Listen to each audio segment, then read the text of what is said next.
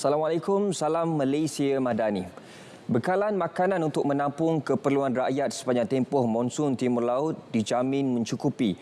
Menteri Pertanian dan Keterjaminan Makanan Datuk Seri Mohamad Sabu berkata, pihaknya sudah membuat persiapan berdasarkan pengalaman lepas bagi menghadapi keadaan cuaca tidak menentu. Katanya kerajaan dalam apa jua keadaan akan memastikan makanan tetap cukup untuk rakyat walaupun harganya mungkin turun naik bergantung pada bekalan semasa. Food security ini, insyaAllah makanan di Malaysia cukup. Di Asia ini yang negara yang paling terjamin food security-nya ialah Singapura. Tapi terjamin artinya makanan dia garanti boleh ada pada rakyatnya.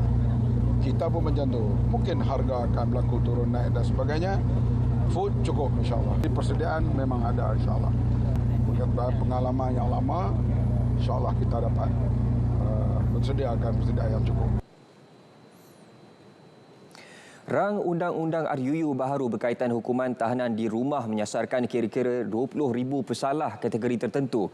Menteri Dalam Negeri Datuk Seri Saifuddin Nasution Ismail berkata, RUU itu meliputi pesalah pertama yang tidak melakukan kesalahan berat, wanita mengandung, warga emas dan orang kurang upaya.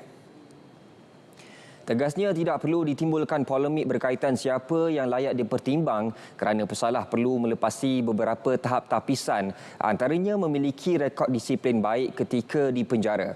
Kemarin beliau memaklumkan RUU berkaitan hukuman tahanan di rumah akan dibentang tahun depan dan Kabinet telah memberikan kelulusan dasar untuk pelaksanaannya.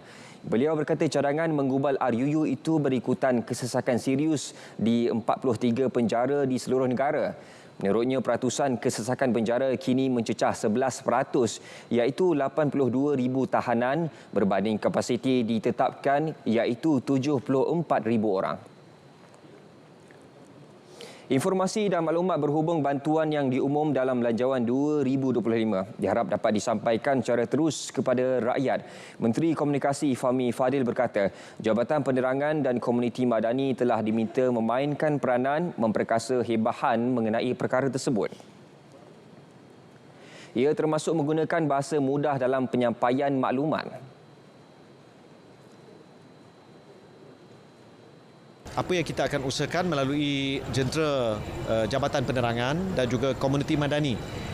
Saya telah minta supaya Jabatan Penerangan memudahkan bahasa mengenai semua bantuan yang disediakan melalui Belanjawan 2025 dan lebih penting dari itu, bila permohonan-permohonan ini dibuka, dalam komuniti mereka dapat sampaikan dan mereka boleh menjadi pusat rujukan supaya sesiapa yang hadapi masalah untuk memohon dapat bantuan yang secukupnya. Jadi memang fokus Belanjawan 2025 adalah untuk mensejahterakan rakyat, menaikkan gaji, memberi fokus kepada usaha menangani kenaikan kos sara hidup. Baik, Kampung Tebat Kering Kuala Pilah dipilih sebagai kampung angkat oleh Kementerian Komunikasi.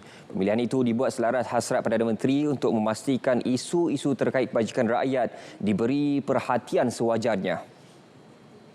Bukan sahaja memberi tumpuan mengenai isu fizikal dan prasarana, malah lebih lagi iaitu melibatkan isu komuniti setempat.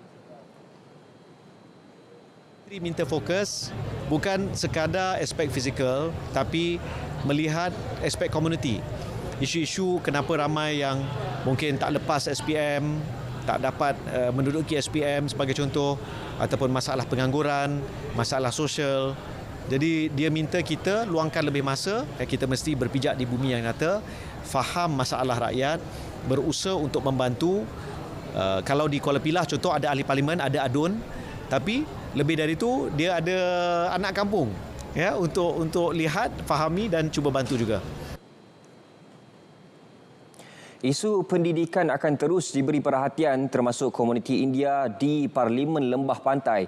Inisiatif seumpama itu disifatkan penting bagi memastikan lebih ramai anak-anak daripada komuniti itu mendapat peluang pendidikan sebaiknya. Isu-isu yang dihadapi termasuk oleh komuniti India di Lembah Pantai untuk pastikan bukan hanya keluarga-keluarga yang ada di Lembah Pantai dapat menikmati kemudahan, Tapi juga dari aspek kebajikan tidak ada yang tertinggal. Salah satu perkara yang saya selalu lihat isu pendidikan, dan saya juga akan berusaha untuk pastikan beberapa sekolah, dalam ucapan saya tadi saya sebut SJKT Bangsa, dia adalah satu sekolah kurang murid, dan kita akan berusaha untuk membantu beberapa ibu bapa yang ingin menghantar anak-anak mereka ke sekolah itu tapi hadapi kesukaran untuk membiaya kos bagi anak-anak mereka.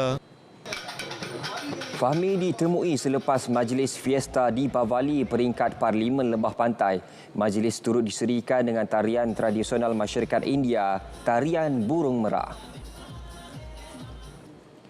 Kaum wanita diseru supaya lebih peka dan sedar kepentingan penjagaan kesihatan terutamanya berkaitan payudara. Menteri Pembangunan Wanita, Keluarga dan Masyarakat Datuk Seri Nancy Shukri berkata mereka disaran melakukan pemeriksaan berkala bagi pengesanan awal kanser melalui saringan ujian mamogram. Langkah itu bagi membolehkan penyakit berkenaan dirawat awal dengan lebih berkesan sekaligus meningkatkan kadar kelangsungan hidup. Menyedari tahap kesedaran wanita yang masih rendah berkaitan kesihatan payudara, Lembaga Penduduk dan Pembangunan Keluarga Negara terus mempergiat kempen kesedaran dan pengesanan awal kanser payudara. Beliau terdahulu menyempurnakan Majlis Kesedaran Kanser Payudara sebagai tanda sokongan kepada Persatuan Kebajikan Kanser Payudara Malaysia. Permodalan Nasional Berhad PNB menegaskan komitmen untuk memainkan peranan proaktif dalam inisiatif pembangunan negara. Presiden dan Ketua Eksekutif kumpulannya, Datuk Abdul Rahman Ahmad berkata, PNB akan terus bekerjasama rapat dengan kerajaan demi masa depan yang lebih sejahtera.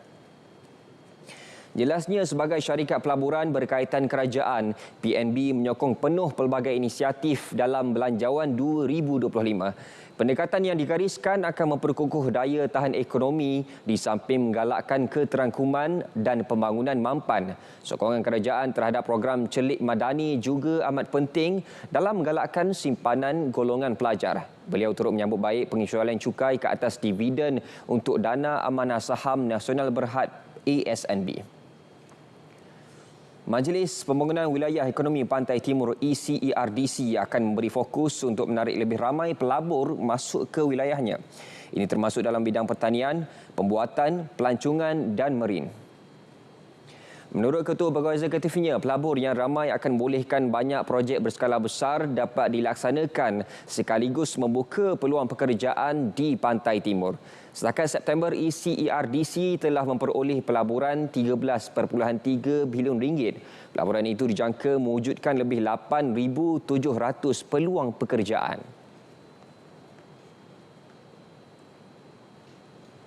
Dan kami juga tengah orang kata projek-projek yang dari segi mineral di Terengganu, Kelantan, Pahang juga, sebab kalau kita tengok potensi dari segi mineral adalah sangat tinggi.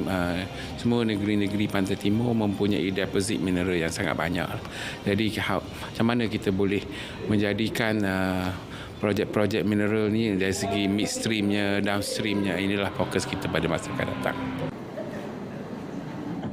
Usia bukan halangan bagi seorang warga emas menamatkan pengajian pada peringkat Doktor Falsafah di Universiti Malaysia Terengganu UMT.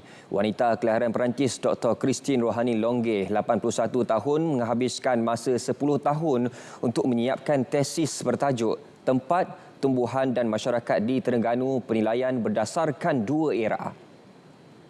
Beliau yang sudah menetap di Pulau Duyung, Kuala Terengganu sejak lebih 50 tahun juga terkenal dalam dunia seni bina kapal tradisional. Dr. Rohani turut berhasrat menghasilkan buku memori berkaitan keluarganya selepas ini. Memori untuk keluarga saya, untuk dia tahu dari mana dia datang dan apa saya dapat, apa ilmu yang saya dapat, bukan saja dari UMT, tetapi daripada kehidupan. Dah tahu saya boleh buat atau tidak. Dalam bahasa Perancis, English dan Melayu, kalau boleh. Sebab saya, 3 bahasa itu hidup dalam hati saya dan saya minat. Ibu kepada 8 anak dan 26 cucu ini merupakan salah seorang graduan pada Majlis Convocation ke-22 UMT yang disempurnakan Sultanah Terengganu Sultanah Nur Zahirah selaku Chancellor kampus berkenaan. Berita pagi diteruskan dengan edisi Sabah dari Sungai ke Segara, Palestin Pasti Merdeka. Assalamualaikum, salam Malaysia Madani.